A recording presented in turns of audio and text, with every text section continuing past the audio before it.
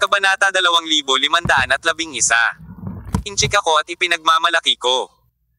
Para sa mga Chinese traveler na nabubuhay pa, ang naranasan lang nila ay walang pinagkaiba sa panaginip. Bago sila napaliligiran ng libu-libong tao, akala nila ay hindi na sila makakalaban. At mamamatay sila sa madaling panahon. Ngunit ngayon ay tila hindi lamang sila nakaligtas sa isang desperado na sitwasyon, ngunit sinalakay din ang mga kaaway na ito. 8. Gawing tagumpay ang pagkatalo. Nararamdaman ng mga turistang Chino na hindi nila kailanman ipinagmamalaki ang kanilang sarili. Never been so united. Ang digmaan ay hindi kailanman naging napakalapit sa kanila at hindi pa sila naging matapang. Ang kanilang pagkakaisa at tiyaga ang nagdulot ng tagumpay sa labanang ito. Makalipas ang kalahating oras, mayroon ng isang grupo ng mga defenses na nakahiga sa dalampasigan. Ang ilan sa kanila ay nasunog, ang ilan ay nabugbog, at ang ilan ay tuwirang naduraj hanggang sa mamatay. May orihinal na libu-libong tao, ngunit ang bilang ng mga nasugatan ay 5 o 600. Ang natitirang mga defenses ay labis na natakot kaya tumakas sila na hindi man lang nagkaroon ng oras upang dalhin ang kanilang mga kasamang nasugatan. Nakamit ng China ang mabungang resulta. Sa pagtingin sa eksenang ito, nagpakawala ng mahabang buntong hininga si Su Rui, at ang dalawang babae, sina Daniel Sharp at Jiangkou Jiuyang, ay tumatalon-talon na sa tuwa. Para sa kanila, napakabihirang din ang laban na ito na manalo ng mas kaunti. Pagkatapos nitong tuloy-tuloy na pag-aaway na magkatabi, malamang na hindi masisira ang emosyon sa pagitan nina Jiangkou at Daniel. Sila ay naging mga taong mapagkakatiwalaan ang kanilang mga likuran sa isa't isa.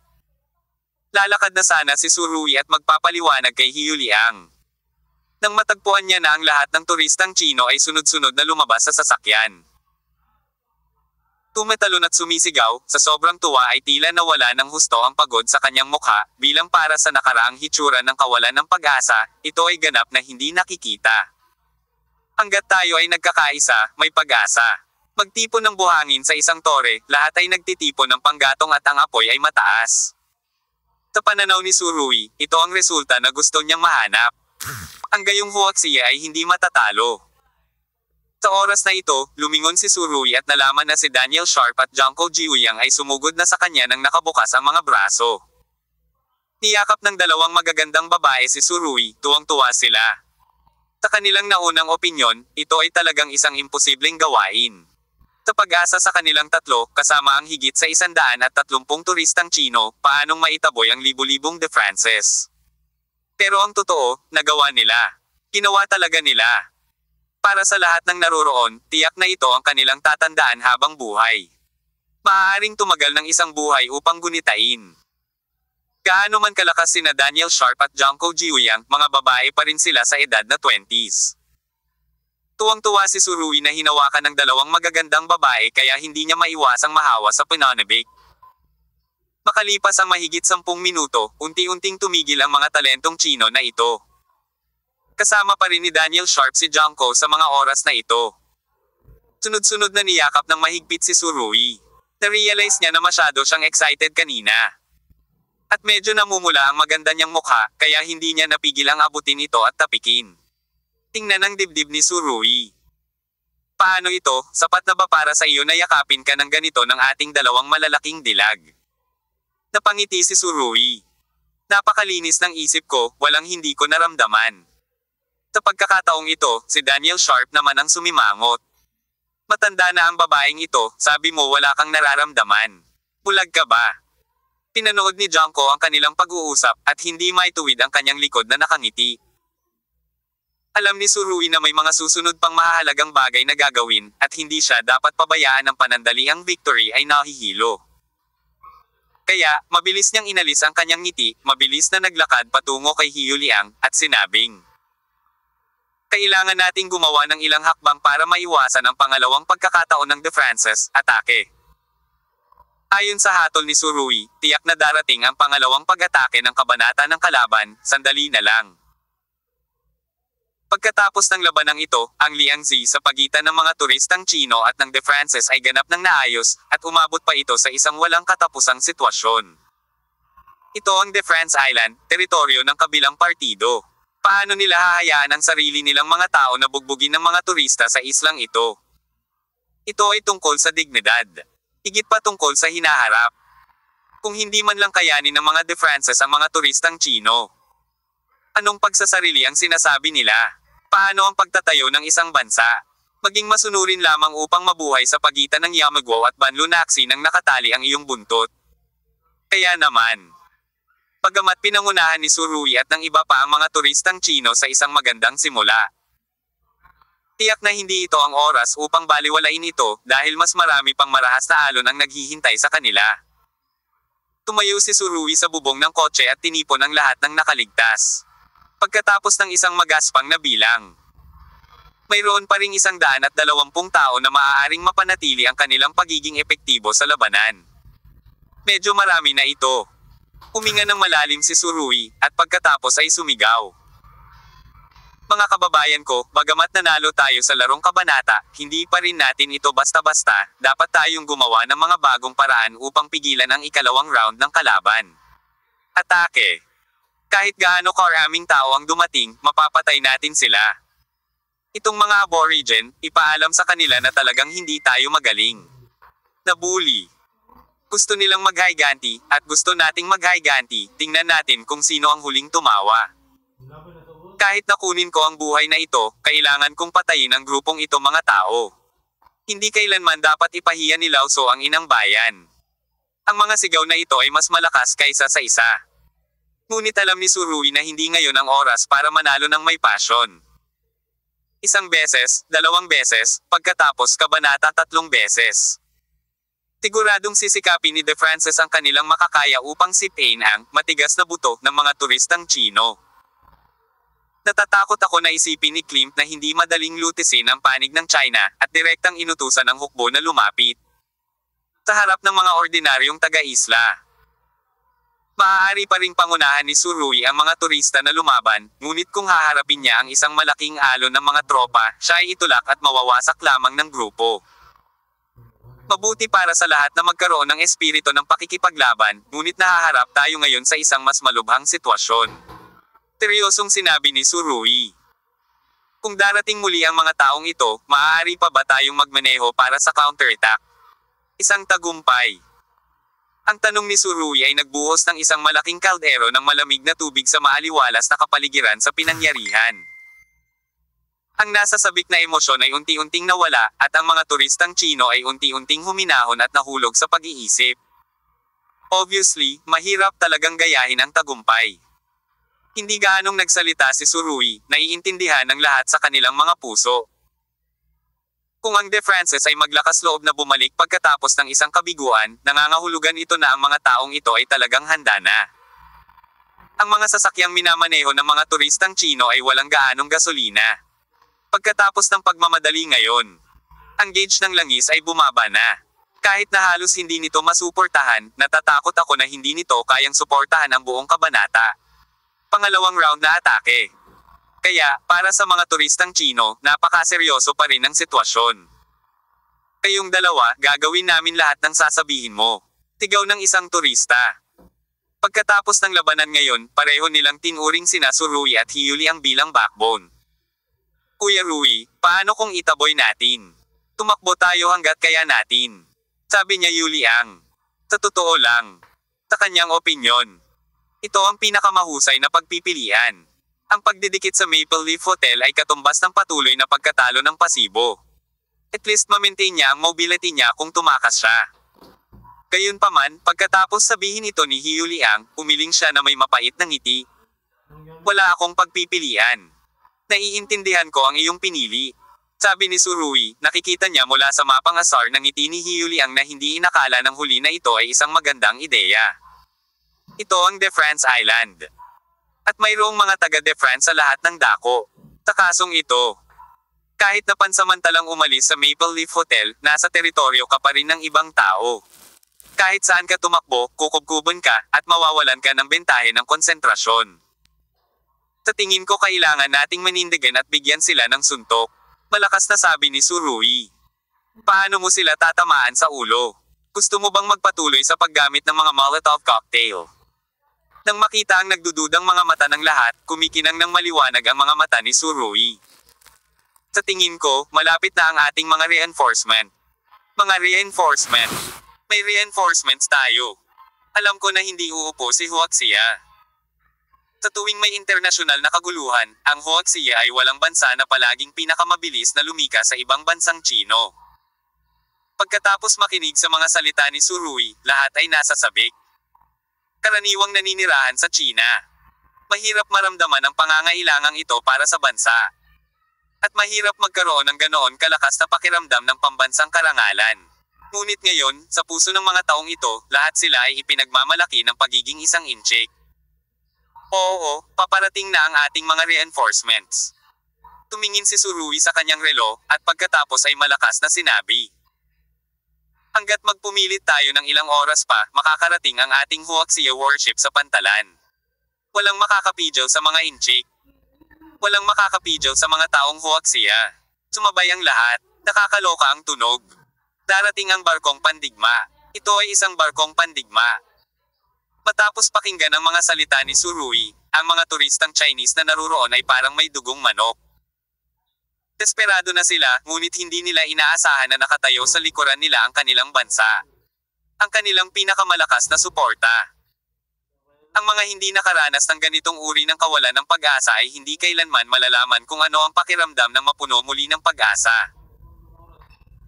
Sa oras na ito, ang maliliit na itim na batik ay lumitaw ng paisa-isa sa junction ng dagat at kalangitan sa di kalayuan, at ang mga itim na batik na ito ay naging mas malaki at mas malaki. Tara, nandito na ang barkong pandigma natin. Nagsimulang sumigaw ang mga turistang Chino. Ang mga mata ni Tsurugi ay medyo matalas. Nakita na niya na ito ay hindi isang barkong pandigma o isang amphibious na barko, ngunit isang barkong sibilyan. Isa itong katamtamang laki ng bangkang pangisda. Alam ni Tsurugi na hindi angkop para sa China na magayos ng mga barkong pandigma ngayon.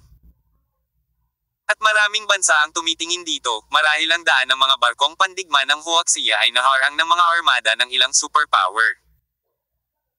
Sa ilalim ng gayong mga kalagayan, walang alinlangan na ito ang pinakamahusay na pagpipilian upang ayusin ang mga bangkang pangisda upang magsagawa ng mga operasyon sa landing. Ang pinakamahalagang bagay ay alam ni Tsurugi na ang mga fishing boat na ito ay pawang miyembro ng Temple of the Sun. Halika! Sabi ni Tsurugi, mahigpit na nakakuyom ang kanyang mga kamao. Chapter 2512. Ikaw ang tadhana ko. Ang templo ng araw ay paparating na. Ito ang balita na si Tsurugi lang ang nakakaalam. Ang templo ng araw. Templo ng araw. Medyo nasasabik si Tsurugi nang maisip niya ang terminong ito. Sa sandaling ito, ang tulong na pinakahihintay niya ay ang kanyang Sun Temple. Malinaw. Sa oras na ito, hindi maginhawa para sa hukbo ng Huaxia na sumulong. Gayunpaman, kung kumilos ang Temple of the Sun, hindi ito magkakaroon ng anumang masamang epekto sa Huaxia sa internasyonal na komunidad, o kahit na kaunting kontrobersya, hindi lalabas. At ngayon, kapag ang ikalawang pag-atake ng kabanata ng De Francis ay darating, ang pinakamahirap na problema ni Tsurugi ay malulutas. Hindi naman masama ang bilis ng mga bangkang pangisda. Gumawa ng magaspang na pagtatansya si Tsurugi. Tinatayang makararating sila ng maayos sa dalampasigan sa loob ng 20 minuto pa. Nagsisimula ng matuwa ang mga turista mula sa Huaxia. Matapos ang kaguluhan, hindi lamang sila binitiwan ng bansa, ngunit inilunsad kaagad ng chapter ang pagliligtas. Ang bilis ng pagliligtas na ito ay ganap na hindi mapapantayan ng lahat ng iba pang mga bansa. Sa totoo lang, ang pinakamalaking kabuluhan ng mga bangkang pangisda na ito ay hindi lamang upang ilabas ang mga tropang pang-combat ng Sun Temple. Ngunit maaari nilang dalhin ang mahigit 100 Chinese na turistang ito palayo. Hindi ba nakablock ang pantalan? Hindi ba't hindi makakadaong ang malalaking barkong pandigma? Kaya mabuti. Nag-aayos kami ng isang maliit na bangkang pangingisda upang pumili ng mga tao, paano mo ito mapipigilan? Napakahaba ng baybayin, hindi mo ito mapipigilan. Naikuyong ng mahigpit ni Tsurugi ang kanyang mga kamao. At sinabi niya, mga kasama, maaari na kayong umalis kapag dumaong na ang mga barkong ito. Ang apoy ng digmaan sa islang ito ay hindi na muling maglalagablab. Katawan mo. Ang mga salita ni Tsurugi ay nagpasigla sa mga tao. Hindi ko pa naranasan ang ganitong uri ng digmaan. At hindi ko maiisip kung anong klaseng panik at kawalan ito ng kakayahan. Sa pagharap sa mga kahindik-hindik na dayuhang mukha, maaari silang mamatay anumang oras at kahit saan. Sa kasong ito, mayroon bang mas kasiya siya kaysa sa pagkakaroon ng isang malakas na inambayan na nakatayo sa likod mo? Buong taon na nakatira sa China, hindi ko talaga maramdaman ang kabutihan ng inambayan. Paglabas ko lang marirealize ko kung gaano ka-proud ang pagiging Chinese. Habang ang mga turista mula sa ibang mga bansa ay nasa panganib pa rin sa mapanganib na sitwasyon, ang Huaxia ay nagayos ng isang malakas na paglapag ng mga barko upang makasakay ng mga tao. Ang mga tao ay masikat kaysa sa mga tao. Araw-araw mo kaming hinahamak, bakit ka nahihiya? Sa wakas ay nakaramdam ng pagmamalaki ang mga turistang Chino. Tanging, bilang karagdagan sa pagiging nasa sabik, ang lahat ay masigasig na nakarinig ng isa pang layer ng kahulugan sa mga salita ni Surui. Aalis na kami, ano ang gagawin mo? Hindi ka ba sasama sa amin? Sabay na tayo. Hindi. Umiling si Surui, pagkatapos ay ikinuyom ang kanyang kamao gamit ang isang kamay, at sinampal ng malakas ang kaliwang dibdib. Ako ay orihinal na sundalo ng Huaxia, kaya natural na gusto kong nasa likuran sa oras na ito. Kung aalis ka muna, gagawa ako ng paraan. Matapos pakinggan ang mga salita ni Surui, natahimik ang eksena, na para bang ang dating kaligayahan at pananabik ay nawala ng husto. Dahil gusto ni Surui na manatili. Ito ang mga nagligtas sa kanila mula sa panganib ay patuloy na mananatili sa islang ito na puno ng panganib. Kuya Rui, sa inyo ako titira. Sabi niya Yuliang. Talagang nasiyahan siya sa pakiramdam ng pakikipaglaban sa tabi ni Surui. Si Yuliang ay dati ring sundalo na dating sundalo. Matagal siyang nagtago bilang isang espesyal na ahente.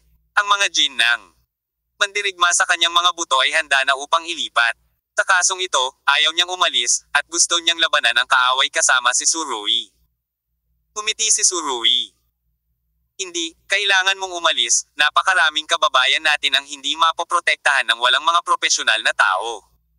Kuya Rui. May gustong sabihin si Yuliang, ngunit direktang pinutol ni Surui. Ito ay isang utos, mangyaring sundin. Habang nagsasalita, tumawa siya, at pagkatapos ay itinuro ang kanyang balikat, kung saan tila may hindi nakikitang balikat. Dapat sundin ng mga nasasakupan ng kanilang nakatataas, mangyaring maniwala ka sa akin, ang aking antas, dapat na mas mataas kaysa sa iyo. Oo, ang ranggo ni Surui ay isang mayor na general. Siya ang pinakabatang mayor na general mula noong itatag ang republika. Paano maihahambing ni Yuliang? Hindi alam ng huli ang totoong ranggo ni Surui, ngunit naniwala siya sa mga salita ni Surui. Malalim na tumango, sinabi ni Yuliang, Brother Rui, bahala ka. Isang oras o dalawa pa lang silang magkakilala, at mayroon na silang malalim na damdamin, at ang damdaming ito ay dulot ng pakikipaglaban ng magkatabi. Katulad ni na Junko at Daniel Sharp. Ilang beses silang magkasunod na nag-away. Mula ngayon, mahirap na para sa anumang puwersa na paghiwalayin sila. Natatakot ako na wala ng hidwaan sa pagitan ng dalawang babaeng ito. Ito ang magic ng digmaan. Siyempre, sa puso ni Surui, hindi kailanman magandang bagay ang digmaan, at pinakamabuting huwag mangyari. After returning to China, if you can still if we get in touch, sabay tayong kumain. Ngumiti si Surui, na parang may naalala, at pagkatapos ay nagsabi. Siyempre. Kung pagod ka sa pananatili sa sistema balang araw at gusto mong gumawa ng isang pambihirang tagumpay sa ibang kapaligiran. Pagkatapos ay makipag-ugnayan sa akin. Sa palagay ko, natatakot ako na walang sino mang mas nababagay sa akin upang mahanap ka ng tahanan kaysa sa akin. Ang ilang mga salita ay hindi masyadong malinaw para sabihin. Narinig na ni Yuliang ang kahulugan ng mga salita ni Surui, ngumiti siya, at isang hindi masabi na liwanag ang sumilay sa kanyang mga mata. Brother Rui, kasama mo sa madaling salita, makatitiyak ako. Pagkatapos ng mahabang pananatili sa sistema, huwag sabihin ito. Mayroon akong ideya na lumabas at makita ito. Tinapik ni Surui si Yuliang sa balikat, pagkatapos ay bumaling kay Junko Jiuyang at Daniel Sharp. Umalis din kayong dalawa kasama ang bangka. Surui. Mababa ang tingin mo sa mga tao. Hindi masaya si Daniel Sharp. Kumunot ang kanyang magandang kilay, at sinabing, mukhang ba ang babaeng ito ay may gustong iwan ka? Dinala kita dito, at dapat akong maging responsable sa iyo hanggang sa huli. Mapait na ngumiti si Surui. Aking panganay na babae. Hindi ko kailangan na maging tapat ka sa akin. At hindi ko kailangan na maging responsable ka sa akin hanggang sa huli. Kung hindi ka aalis, hindi ito makukuha ng iyong ama. Nilamon ko ito ng buhay. Hindi ako makontrol ni Zeus. Hindi kumbinsido na sabi ni Daniel Sharp. Nagsagawa siya ng isang espesyal na paglalakbay upang makipag-ugnay sa akin at hiniling sa akin na pabolaiken ka. Tinitigan ni Surui ang mga mata ni Daniel Sharp ng seryoso. Magtiwala ka sa akin, mas mahalaga ka sa kanya kaysa sa anumang kayamanan, at binabantayan ka niya. Medyo natahimik si Daniel Sharp sa sinabi nito. Gayunpaman, pagkatapos na tumahimik sa loob lamang ng 10 segundo, sinabi niya, mayroon siyang isang bagay na nais niyang protektahan, at mayroon akong isang bagay na nais kong protektahan. Ikaw ang gusto kong protektahan. Sa pagsasalita, itinaas ni Daniel Sharp ang kanyang ulo, at may nag-aalab na lasa sa kanyang mga mata. Surui, hindi ako pupunta. Surui, hindi ako pupunta. Ang lahat ng mga damdamin ay ganap na naipakita sa 5 salitang ito. Makinig ka sa tatay mo, bumalik ka, sabi ni Surui. Sinabi ko na noon, hindi ako aalis. Bahagyang tumaas ang tono ni Daniel Sharp, medyo namula pa ang maganda nitong malalaking mata. Naramdaman ni Surui na tila bahagyang naantig ang pinakamalambot na bahagi ng kanyang puso. Tinalubong niya ang nag-aalab na tingin ni Daniel Sharp, at biglang nakaramdam ng kaunting bare sa lalamunan. Ang babaeng ito na mukhang walang pakialam, ngunit sa oras na ito ay nagpapakita ng ibang katigasan ng ulo. Isinulat niya ang lahat ng kanyang emosyon sa kanyang mga mata. Kung sino ang gustong protektahan ni Zeus ay ang kanyang negosyo, at kung sino ang gusto kong protektahan ay akin, giit ni Daniel Sharp. Dati, kapag sinabi niya ang ganoong bagay, tiyak na iisipin niyang baliw siya. Gayunpaman, sa oras na ito, si Daniel ay matulungin. Sa mga simpleng salita na ito, mayroong isang hindi maisip na katatagan, isang hindi mapag-aalinlangan ng katatagan. Si Zeus ang may trabaho, ako naman ang dapat gawin. Hindi ka ba masunurin? Umiling si Surui. Of his point of view, syempre, gusto niyang paalisin si Daniel Sharp. Pagkatapos ng lahat, kahit na medyo hindi komportable si Surui minsan, medyo macho pa rin siya sa kanyang puso. Upang maging tumpak sa puso ni Surui, palagi siyang sumasang-ayon sa isang pangungusap, iyon ay digmaan, hayaan ang mga babae na umalis. Kung ano ang magagawa ng isang tao, gagawin ito ng isang tao. Kahit na sina Daniel Sharp at Junko ay may mataas na kasanayan. Sila ay mga pamilya ng mga babae kung tutuusin. Ayaw ni Surui na ipagsapalaran ng 2 magagandang dilag na ito ang apoy sa kanya. Ito ay sa kanila. Nang makitang nag-aatubili si Daniel Sharp na umalis muna, hindi napigilan ni Hiyuli ang na mag-isip ng pangungusap nakikita ng kahirapan ang katotohanan. Kung hindi dumaan sa pagsubok ng dugo at apoy, hindi mo malalaman kung anong uri ng emosyon ang nasa puso ng bawat isa. Surui, naniniwala ka ba sa tadhana? Biglang iniba ni Daniel Sharp ang usapan. Hindi inaasahan ni Surui na ang kabilang partido ay magtatanong ng ganoong napakagandang tanong, na tila hindi naaayon sa kanyang walang malasakit na personalidad. Hindi ako naniniwala. Tahimik na sinabi ni Surui ang isang pangungusap na puno ng positibong enerhiya. Nananatili ako sa materyalistang posisyon. Naniniwala ako. Itinuro ni Daniel Sharp ang lupa sa ilalim ng kanyang mga paa. Ang islang ito ang aking kapalaran. Anong ibig mong sabihin? Sabi ni Surui. Pareho nang sa iyo. Hindi maipaliwanag na sinabi ni Daniel Sharp, sa kangumiti. Napakatingkad ng ngiti na ito na hindi kayang ilarawan ng mga salita, tila natangay ang madugong kapaligiran ng buong beach sa ngiting ito. Muling nakaramdam ng pagkaantig si Surui. Pareho nang sa iyo. Sino ang katulad mo? Kanino ka katulad? Ito ba ang dalampasigan, o ito ba ang kanyang kapalaran? Malabong maaantig ni Surui ang damdamin ng pangungusap na ito, ngunit hindi niya lubos na maunawaan ang kahulugang nilalaman nito. Sa pagtingin sa bahagyang natulala at nagdududang mga mata ni Surui, umiling si Daniel Sharp na may ngiti. Hindi mo na kailangang sabihin, hindi pa rin ako aalis. Walang magawang umiling si Surui, pagkatapos ay tumingin kay Junko Jiuyang na nasa tabi niya. Ikaw, pupunta ka. Kung hindi pupunta si Daniel, hindi rin ako pupunta. Ngumiti si Junko Jiuyang at ibinoka ang kanyang mga braso. Bakit, tinatanggap mo ba ang aking napakaliwanag na bumbilya? Si Daniel Sharp ang nagkusa na hawakan ang kamay ni Junko. Kung hindi ako pupunta, hindi ka rin pinapayagang pumunta. Pagkatapos niyang magsalita, tumingin siya kay Surui na may bahagyang mapagmataas at mapanoksong tingin. Walang magawang tinitigan ng huli ang dalawang babae, saka itinaas ang ulo. Ngunit sa oras na ito, ang mga turista na naroon ay biglang sumigaw ng sabay-sabay. Hindi rin kami aalis. Kabanata 2513. Ang pinakamagandang retrograde. Hindi rin kami aalis. Lalaban kami sa iyo. Ang mga sigaw na ito ay patuloy na tumutunog. Tumingin si Surui sa paligid, ang mga mata ng bawat kababayang Chino ay determinado at puno ng mataas na espiritu ng pakikipaglaban. Oo, ang bawat isa sa kanila ay isang manlalaban ngayon. Kung sila ay nasa China, ang kanilang pagnanais na lumaban ay hindi kailanman mapapasigla. Ngayon, sa lupaing ito ng dugo at apoy, sila ay mas matapang kaysa dati. Sino ang nagsabi na ang mga Chino ay walang pagkakaisa?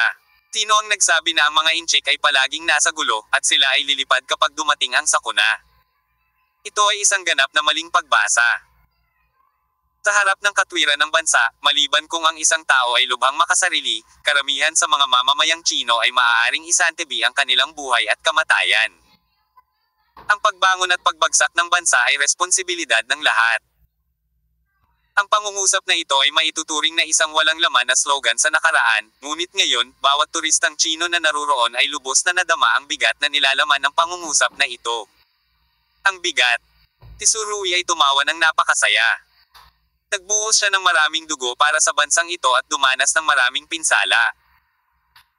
Upang protektahan ang lupain sa likod niya, protektahan ang mga tao sa likod niya, upang sila ay mabuhay ng masaya at masaganang buhay.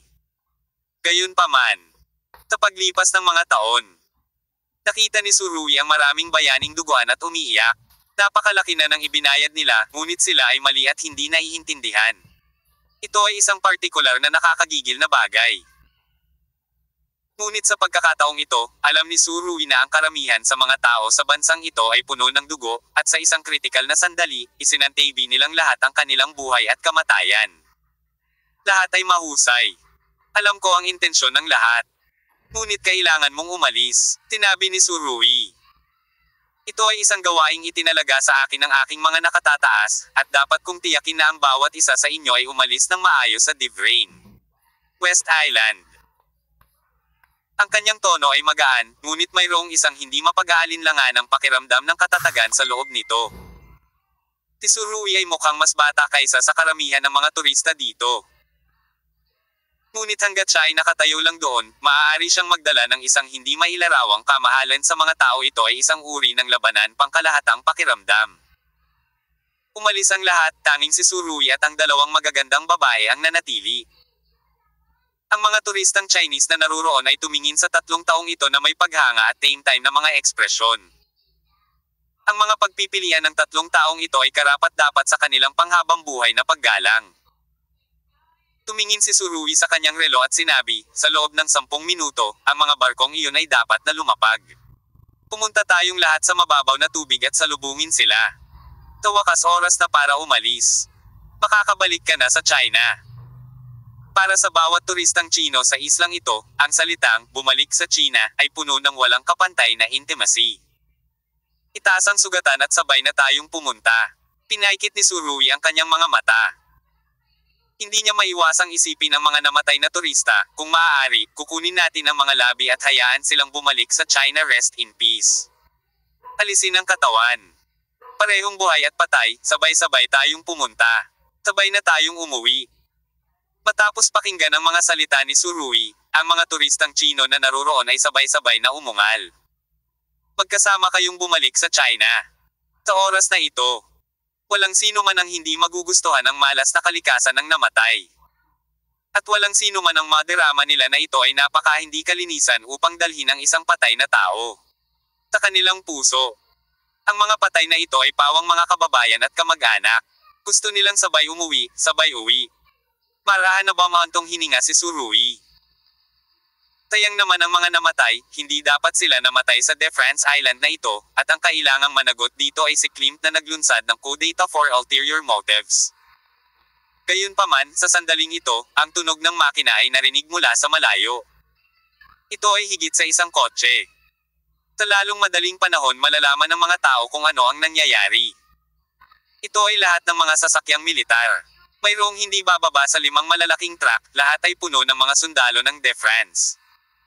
Ang natitirang bahagi ng kotse ay puno ng mga lokal na tao. Kung titingnan mong mabuti, ang mga taong ito ay pawang mga taga-isla na itinaboy ni Surui at ng iba pa. Ang grupong ito ng mga tao ay talagang dumating upang iligtas, at nagdala ito ng maraming tao ng sabay-sabay. Nang makita ang sitwasyong ito, sumigaw si Surui sa mahinang boses. Lahat, bilasan. Medyo malayo pa ang sasakyang militar mula rito. Kung hindi ito nagmamadali, maaaring huli na ang lahat. Kung tutuusin, ang kasalukuyang tunggalian ng dalawang panig ay napakatindi na halos walang katapusan. Matapos marinig ang mga salita ni Surui, lahat ay nagsimulang bumilis. Ngunit, sa sandaling ito, nagsimula ring bumilis ang mga sasakyang iyon. Yung mga De Frances na nasa sasakyan, nagsisigawan na sila ng galit. Itong mga inchik na ito, sila ang pumatay sa atin.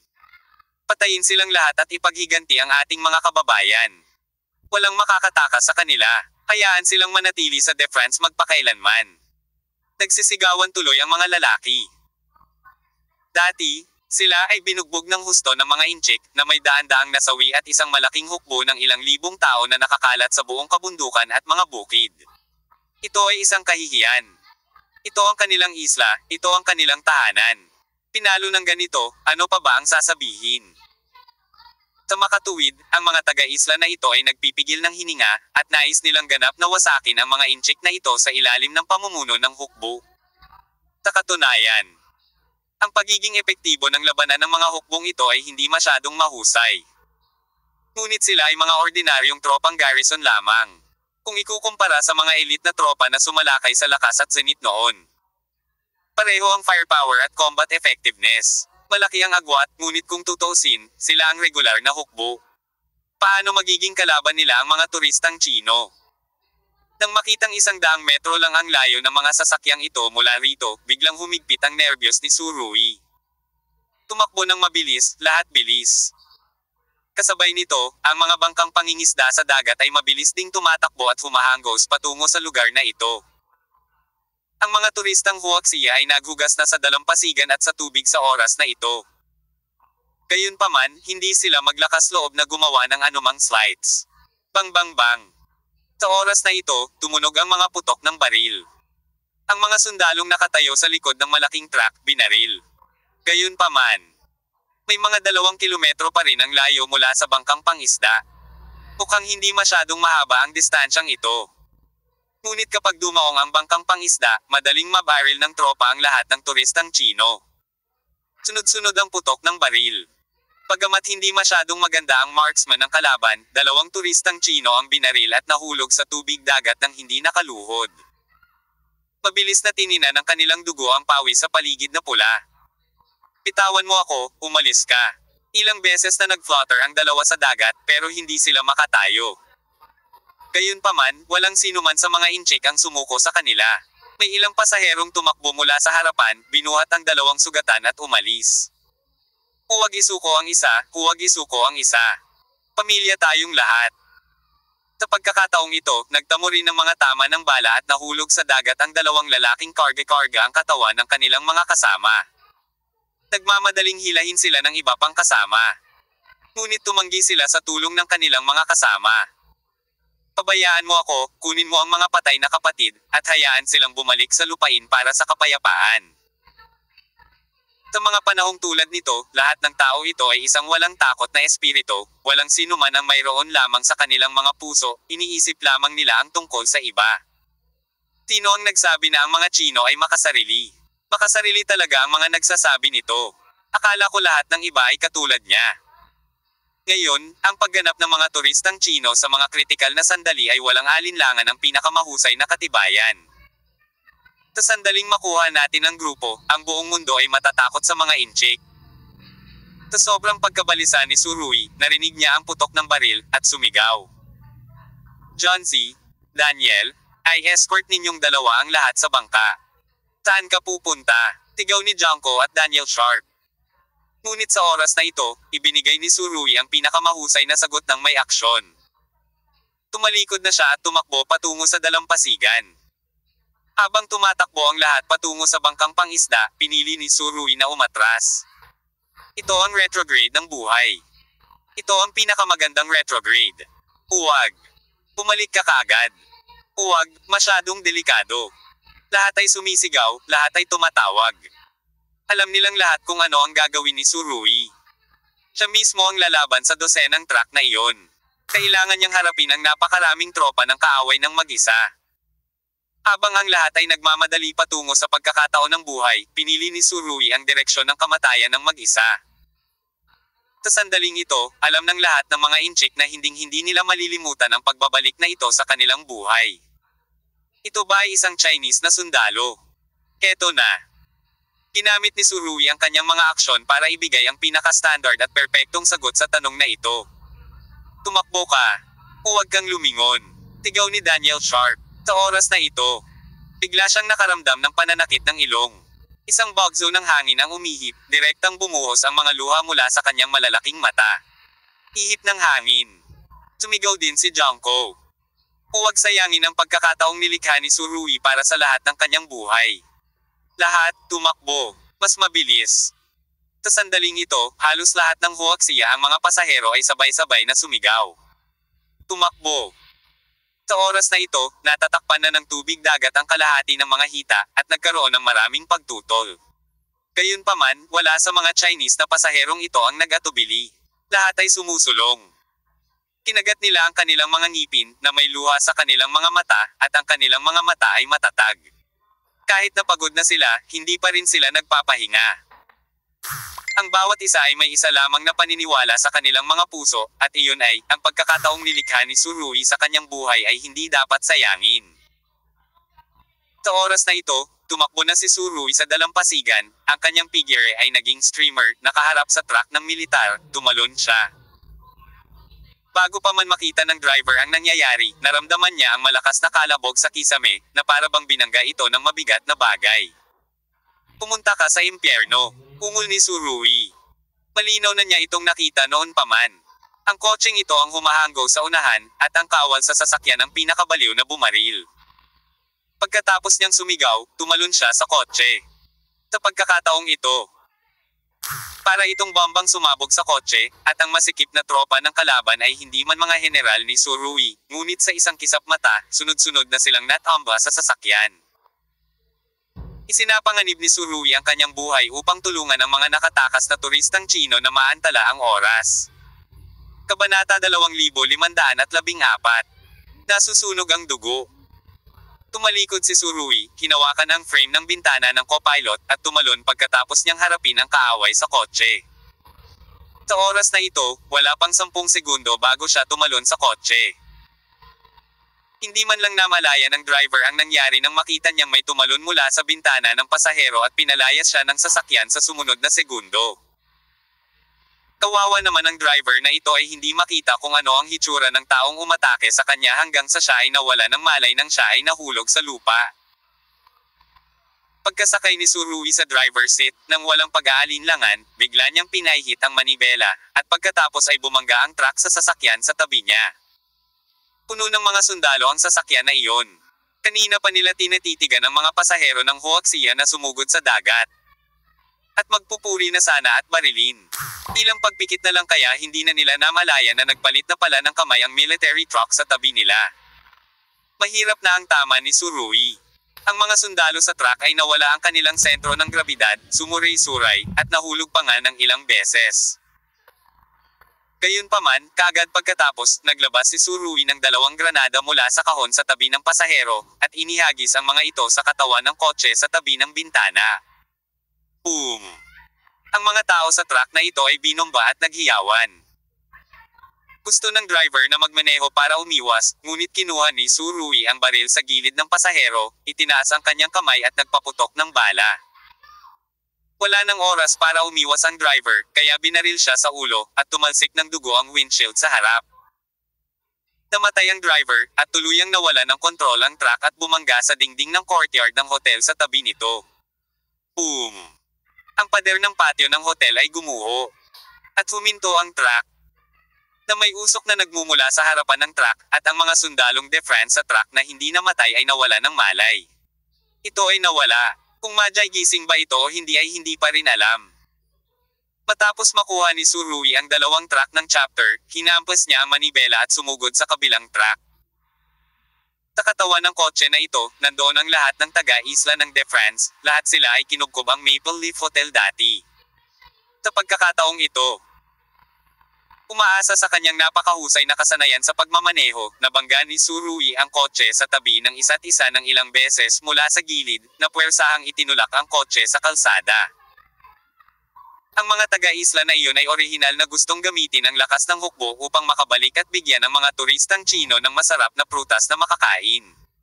Hindi ko akalain na tatalikuran nila ang sasakyan bago nila makita ang kabiguan ng mga inchik.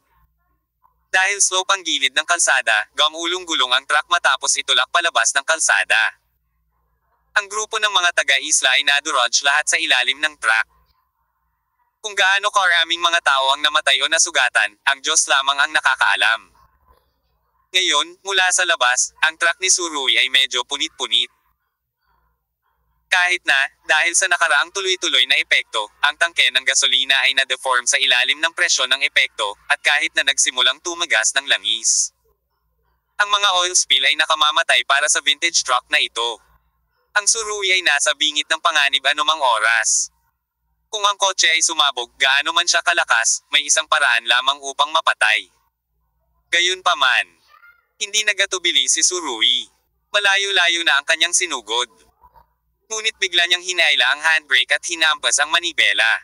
Bilang resulta, ang tila napakalaking truck na ito ay aktwal na naanod sa lugar, lumipat sa pinakamataas na gear, at pagkatapos ay sumugod patungo sa kotse na 100 metro ang layo nang hindi bumagal.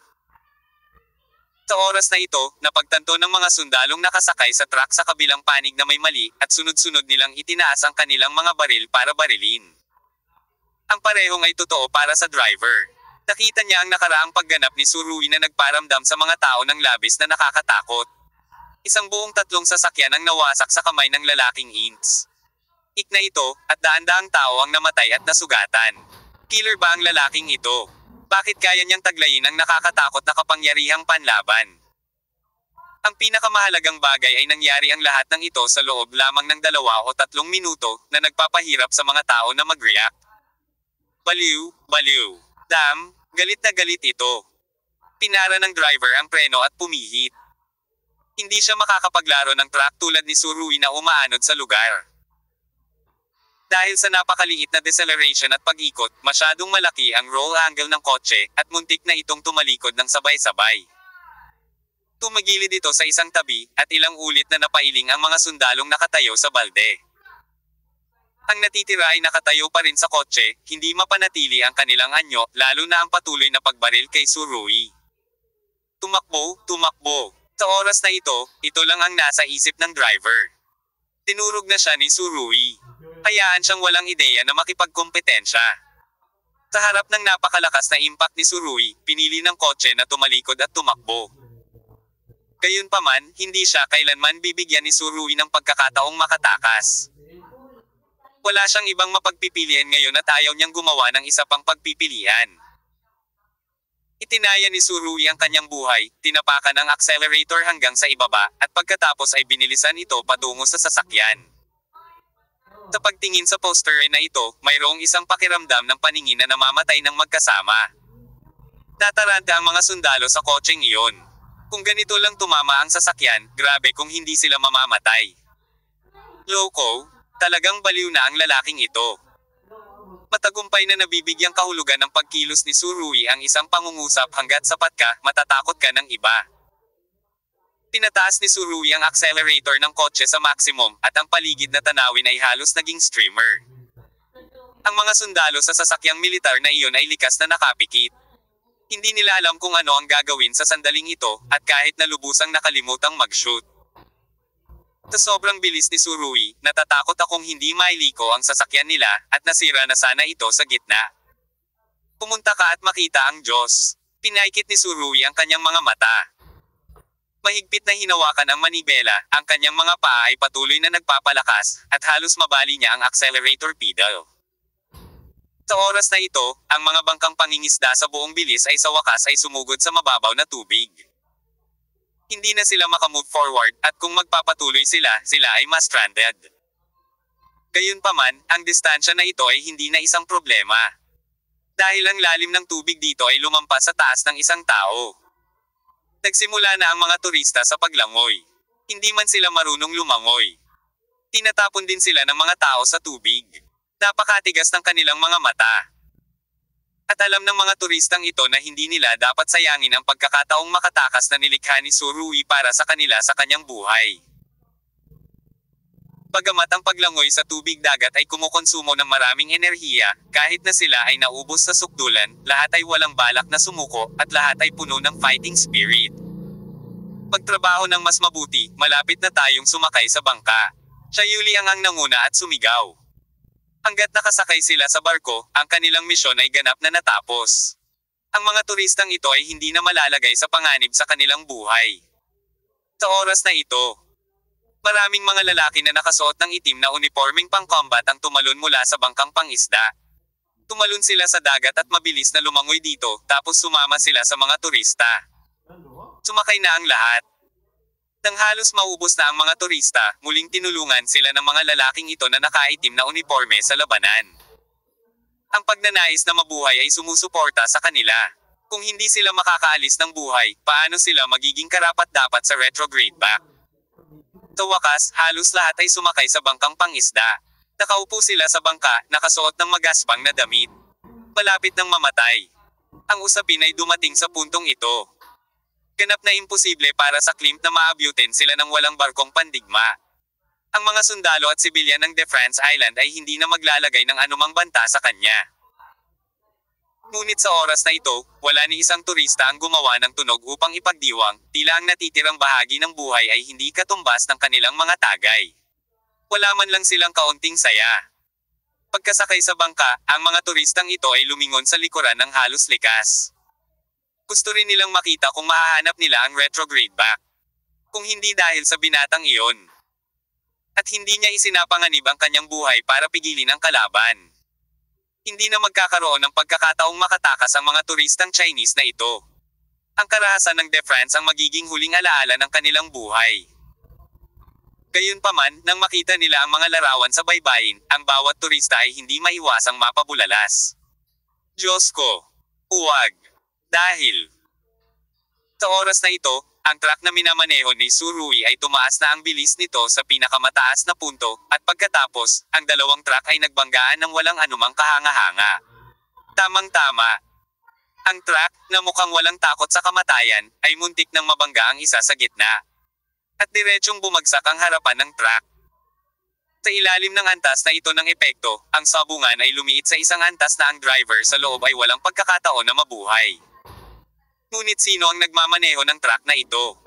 Ito ay Tsurugi. Sa sandaling ito, tila tumigil ang oras. Ang hangin ay tila na puno ng walang katapusang depresyon. Walang ibang tinig sa pagitan ng langit at lupa. Pagkaraan ng maikling katahimikan, ang dalawang truck ay sumabog sa dalawang pagsabog ng apoy, at pagkatapos, isang makabasag lupa na pagsabog ang tumunog. Huwag! Ang ilang mga turista ay likas na nagtakip ng kanilang mga bibig, at mabilis na napuno ng luha ang kanilang mga mata. Yung mga hindi pa nakakita ng sasakyan na sumabog ng sarili nilang mga mata, mahirap isipin kung anong nakakalokang eksena ito. Mabilis na nilamon ng apoy ang dalawang sasakyan. Siyempre, yung mga sabay na napalunok, yun din yung mga tao sa kotse. Sa ilalim ng gayong marahas na pagsabog, wala sa mga tao sa kotse ang makaliligtas, wala sa kanila ang makaliligtas. Napakalayo ng mga turistang ito na nakakita pa sila ng mga sundalong hinihipan sa langit. Ito ay sobrang kapansin-pansin. Apollo. Tsurugi. Sa oras na ito, sabay-sabay na sumigaw sina Daniel Sharp at Junko Jiuyang na nakatayo sa bangka. Pagkatapos, tumalon ang dalawang magagandang babae sa dagat. Pagkatapos ay desperadong lumangoy patungo sa dalampasigan. Hindi nila maaaring mapanood si Surui na namatay sa pagsabog. At ang mga lalaking nakaitim na uniforming pang-combat ay lumangoy din sa pampang na parang baliw. Kabanata 2515. Isang tao ay isang hukbo. Sa sandaling ito, blanko ang isip ni Daniel Sharp. Nakita niya si Surui na nagmamaneho ng kotse ng baliw, at nakita rin ang dalawang sasakyan na nagbanggaan at sumabog. Mahigpit ang tibok ng puso niya. Si Miss Daniel, na karaniwang hindi natatakot sa panganib, ay talagang nagpapanik sa oras na ito. Ang gulo talaga. Kahit na ano, walang magagawa si Surui. Kahit ano pa. Naubos ang lahat ng kanyang lakas, mabilis na lumangoy pasulong si Daniel Sharp. Ngunit sa oras na ito, isang figure ang dumaan sa kanyang tabi na may napakabilis na ugali. Si Junko Kuyo pala. Ang kanyang lakas ay hindi mas mahina kaysa kay Daniel Sharp. At maaaring mas mataas pa kaysa sa kalaban. Bilang karagdagan, ang kalaban ay may ultimate light power movement technique ng silangan. Ito ay sumabog sa buong lakas nito, at ang bilis ng paglangoy ay sapat na upang itapon ang maraming iba pang mga tao. Halatang sabik na sabik din ang puso ni Junko. Si Surui ay nakipag-away sa tabi niya ng napakatagal, ayaw niyang makita ang kanyang mga kasama na mamatay sa islang ito. Bastard, hindi mo pa ako tinulungang mahanap ang kapatid ko, hindi ka pwedeng mamatay ng ganito. Sigaw ni Junko, at ang napakabilis niyang figure ay talagang bumilis muli. Pinagmasdan ni Daniel Sharp ang distansya sa pagitan nila ni Junko, nagngangalit ang kanyang mga ngipin, at patuloy na sumulong. Sa oras na ito, ang mga bangkang pangisda ay nagsimulang mabagal na umikot. Aalis na sila dito. Hindi, huwag kang pumunta, kailangan nating isama si Surui. Kahit na mamatay si Surui, kailangan nating dalhin ang kanyang katawan pabalik sa China. Hindi natin siya hahayaang mamatay dito. Sigaw ng ilang turista. Gayunpaman, nagngangalit si Hiyuliang ng kanyang mga ngipin at umungal. Pumaba ka sa bangka. Sa oras na ito, kailangan nilang umalis. Kitang-kita ni Hiyuliang, kahit magstay ang mga turistang ito, wala talagang sense. Patay o buhay man si Surui. Wala na silang magagawa. Sa mga mata ni Hiyuliang, natural niyang makikita na ang mga lalaking nakaitim na uniforme sa labanan ay ang pinaka-propesyonal na mga mandirigma. Kahit ayaw ng mga turistang iyon, matatanggap lang nila ang pagtatapos ng pag-alis. Bawat isa sa kanila ay tumingin sa likod. Kailangan nilang alalahanin ang islang ito, ang digmaan sa islang ito, at ang pagbabalik sa dati. Kahit na ang likod ay nawala sa dalawang apoy sa oras na ito. Papalayo ng palayo ang mga bangkang pangisda, sa malawak na singaw ng tubig. Ang paningin ng mga tao ay naging malabo. At maging ang liwanag ng apoy ay halos nawala. Ngunit tahimik pa rin silang tumingin sa paraan ng kanilang pagdating, at ang kanilang matatag na mga mata ay nagsimulang maging kasing laki ng Haitian. Ang figurang iyon, ang lalaking iyon, ay mananatili magpakailanman sa kanilang mga mata at mabubuhay sa kanilang mga puso magpakailanman. Siyempre, si Surui ay hindi lamang mabubuhay sa kanilang mga puso, ngunit magpapatuloy din na mabuhay sa totoong mundo. Kasi, hindi siya namatay. Bagamat mayroon siyang mentalidad na maging matapang at hindi natatakot sa kamatayan. Bihirang kitilin ni Surui ang kanyang sariling buhay. Kahit na ang bilang ng mga kaaway ay malaki, ang antas ng labanan ay hindi katumbas ng halaga kapag. Bagamat pinaandar niya ang kotseng tumutulo ang langis sa sasakyang militar na puno ng mga sundalo ng De France. Nang ang sasakyan ay halos 10 metro ang layo mula sa punto ng banggaan, sinipa ni Surui ang pinto at tumalon palabas. Sa ilalim ng ganitong mga high-speed sprint, ang panganib na tumalon mula sa kotse ay napakataas, kahit na para sa isang master tulad ni Surui. Noong nasa ere pa ang tao, hinayaan na niyang damaloy ang kapangyarihan sa buong katawan, sinusubukang bawasan ang pinsala sa katawan na dulot ng impact ng landing. Pero ito nga, ilang beses din siyang marahas na gamulong sa lupa. Ang mga kasukasuan ay patuloy na bumabangga sa lupa, masakit. Sa totoo lang, maswerte na alam ni Surui kung paano protektahan ang kanyang sarili. Kung hindi, kung ang pagtalo na ito ay nangyari sa isang ordinaryong tao, natatakot ako na siya ay bumagsak sa kanyang kamatayan. At sa oras na ito, nagkaroon na ng apoy sa likod ng Tsurui. Ibinaba niya ang 4 na truck ng militar ng mag-isa. Kung tungkol sa iba pang mga sasakyan, ito ay nag-aalangan. Bagamat marami pa rin sila, ang mga sundalo ay napatay at nasugatan ng husto, at wala ni isa sa mga natitirang taga-isla ang nang-ahas na sumugod. Ito ang kapangyarihan ng Diyos ng digmaan. Ang naglalagablab na apoy ay naghiwalay kay Tsurui mula sa dagat, at hindi niya makita kung ano ang nangyayari sa dagat. Ang likod ng ulo ni Tsurui ay bumagsak din sa lupa dahil sa lakas ng impact nang siya ay lumapag. At ang resulta ng pagsabog ay nahihilo siya, at ang kanyang mga tenga ay nahihilo pa. Ilang sandali lang ay walang tunog. 2 minuto nang nakadapat si Tsurui nang hindi nakabangon dahil sa matinding sakit ng pagkakabangga ng tuhod at siko. Buti na lang at gumamit siya ng lakas para protektahan ang buong katawan niya, kung hindi, sa isang suntok na ito ay nabali niya ang buong katawan niya. Hindi talaga magaling ang mga bayani. Kinailangan ng maraming lakas para tumayo si Tsurui mula sa lupa.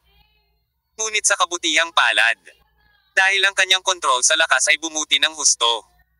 Ang bilis ng pagbawi ng pinsala ay bumilis din ng husto.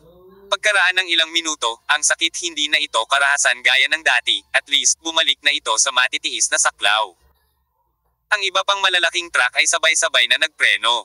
Hindi na sila nag-sprint. Walang nakakaalam kung ang taong ito na makakapagbaba ng 4 na truck mag-isa ay magagawang i-target muli ang mga car. Atula, sila. Ang mga taong ito ay orihinal na gustong pigilin ang mga turistang Chino.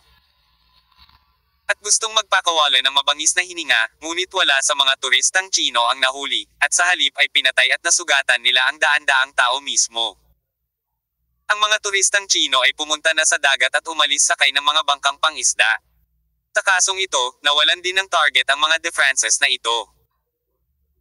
Hindi, upang maging tumpak, mayroon pa rin silang layunin, ngunit ang layuning iyon ay isang tao lamang, ngunit nagdudulot ito sa kanila ng 1,000 tropa. Ang isang tao ay isang hukbo. Siya ay isang hindi mapigilan at hindi magagapi na dibisyon. Tahimik na nakatayo doon si Tsurui. Ang kanyang mukha ay naitim dahil sa pagsabog, at ang kanyang mga damit ay hindi na ang orihinal na kulay, ngunit ang kanyang mga mata ay maliwanag pa rin, na nagpapakita ng nakamamatay na aura. Kahit na magkalayo sila, nararamdaman ng mga defenses na iyon ang layunin ng pagpatay sa mga mata ni Tsurui. Takot na takot sila. Nagmamadali ka ba, o lumilikas ka lang? Kahit ang mga sundalo ay walang ideya. Hindi nila alam kung dapat ba nilang kalabanan ang inchik na iyon. Sa tabi ng Tsurui, nasusunog pa rin ang mga bangkay ng sasakyan, at ang ilang mga taong hindi namatay ay umuungol pa rin sa sakit. Ngunit ang lahat ng ito ay naging kanyang background, ang kanyang foil. Mula ngayon hanggang sa araw ng kamatayan. Ang mga defenses na nakakita ng eksenang ito ay laging maaalala ang figure ng lalaking inchik na ito. Ang mga anino sa kanilang mga puso ay hindi mawawala. Sa oras na ito, sina Junko at Daniel Sharp ay naligo sa pampang, at ang kanilang bilis ay napakabilis na lahat sila ay nabasa at tumakbo patungo sa pagsabog. Mas bumilis ang takbo ni Jiuyang Junko, at habang papalapit siya sa mga wasak ng sasakyan na nasusunog pa rin, mas lalo siyang nakaramdam ng gulat. Talagang nag-aalala siya na si Tsurui ay tuluyan ng nilamon ng apoy na ito. Tsurui, tigaw na naman ni Junko. Hindi niya maisip kung ano ang kahihinatnan kung nangyari ang ganoong eksena. Sa wakas may kasama na akong makakatabi. Aalis na ba siya sa mundong ito? Sa sandaling ito, naramdaman ni Junko na tila huminto ang kanyang paghinga. Mariin niyang ikinuyom ang kanyang mga kamao, at halos tumusok ang kanyang maiikling kuko sa palad niya. Ang ilang segundong ito ay tila mga siglo. Sa wakas, pumunta si Junko sa likod ng pagkawasak ng sasakyan at nakita ang napakapamilyar na figure. Nakatayo lang siya doon ng napakasimple, ngunit binigyan niya ang mga tao ng pakiramdam na nasa langit. Sa wakas ay naramdaman ni Junko na sa wakas ay bumalik sa kanyang dibdib ang kanyang puso na kanina pa nakasabit sa kanyang lalamunan. Nang hindi man lang nag-iisip, tumalon si Junko sa harap ni Tsurui at niyakap siya ng mahigpit. Hindi ka maaaring mamatay, sabi ni Junko habang hawak si Tsurui. Sa wakas, nakumbinsi siya na may hawak siyang malaking buhay na tao, hindi siya patay, hindi siya patay. Paano nakaligtas si Tsurui sa ganoong karahasang pagsabog? Walang panahon si Junko para mag-isip ng sobra. At hindi na niya kailangang mag-isip ng sobra, basta't alam niyang buhay pa si Surui at na maaari niyang ipagpatuloy ang pagkakaroon ng isang maaasahang kasama, iyon ay tama na. Kung walang Surui, hindi talaga alam ni Junko kung ano ang ibig sabihin ng patuloy na pakikipaglaban sa Defense Island. Sa oras na ito, dumating din si Daniel Sharp. Pareho siya ng reaksyon ni Junko, nagmamadaling umakyat at niyakap ang likod ni Surui. Back to back na naman. Ito ang pangalawang beses na ginawa ng dalawang babaeng chapter ang parehong bagay kay Surui. Nagtamo ng maraming pinsala si Surui nang tumalon siya mula sa kotse. Bagamat napakalambot ng balat ng mga babae, napangiti pa rin siya sa sakit. Mabuti para sa iyo na mabuhay, mabuti para sa iyo na mabuhay. Paulit-ulit na sabi ni Daniel Sharp, hindi niya alintana ang paghawak nila ni Junko kay Surui ng sabay. Sa madaling salita, hindi masyadong inisip ito ni Daniel Sharp sa oras na ito. Sa kanyang mga mata, si Surui lang ang naroon.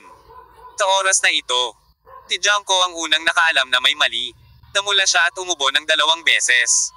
Saka binitawan ang kamay niya para magbiro. Paano siya at ang magaling niyang kapatid na babae ay magkasabay na niyakap. Nakaramdam ng matinding pag-aalala si Surui. Huminga siya ng 2 malalim, pinawi ang sakit sa buong katawan, at sinabing, tingnan mo, napakadali ko bang mamatay. Alam ni Daniel Sharp na sa sandali ng pagsabog, siya ay talagang naguguluhan, at hindi niya alam kung ano ang gagawin sa natitirang bahagi ng kanyang buhay. Kung mamatay ka, anong gagawin ko? Mahinang sabi niya sa puso niya. Ito ay lamang na ang pangungusap na ito ay hindi kailanman binigkas. Kung maaari. Umaasa si Daniel Sharp na hindi na maranasan ang pangalawang buhay at kamatayan na pakiramdam ng kabanata. Kahit na hindi niya nakikita si Surui, at ayaw niyang magpatuloy itong mangyari. Masyadong mabigat iyon para sa buhay. Lumingon si Surui, mahinang tinapik ang likod ni Daniel Sharp, at sinabing, okay lang ako, at may susunod pa tayong mahahalagang bagay. Ang kanyang pagkaunawa ay dumaan sa apoy na unti-unting lumiit, nakatingin sa malawak na dagat, ang mga bangkang pangisda na iyon ay napakaliit para makita, at malapit nang mawala sa langit. Next, oras na para maghiganti dito. Itinuon ni Surui ang kanyang mga mata sa kailaliman ng isla, dumilat at sinabi,